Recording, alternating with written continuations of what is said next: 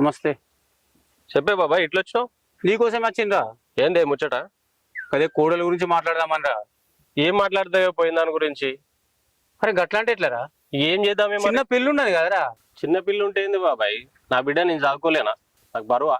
దాన్ని ఎప్పుడో మర్చిపోయినా. దాని గురించి మాట్లాడక. చూడు రామన, నీకు పెళ్ళాం అవసరం ఉందో లేదో తెలియదు, కానీ నీ బిడ్డకు మాత్రం తల్లి అవసరం ఉంది. అందుకోసం తీసుకురావాలంటున్నా నేను.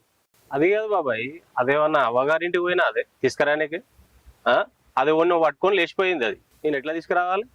ఎవరితోటో పోయినప్పుడు నేను గుర్తురాలే, నా బిడ్డ గుర్తురాలే, తండ్రిలాగా చూసుకునే మా బాపు గుర్తురాలే. అలాంటి దాన్ని ఇంటికి తీసుకురామంటావేంది మళ్ళా?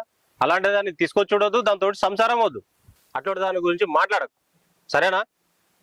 అది కాదు నేను అనేది. మనం ఒక మెట్టు తగ్గి నీ కూతురు గురించి ఆలోచించరా. ఇక నీ ఇష్టం, ఇక చెప్పేది. సరే బాబాయ్, నాకు పనులు ఉన్నాయి.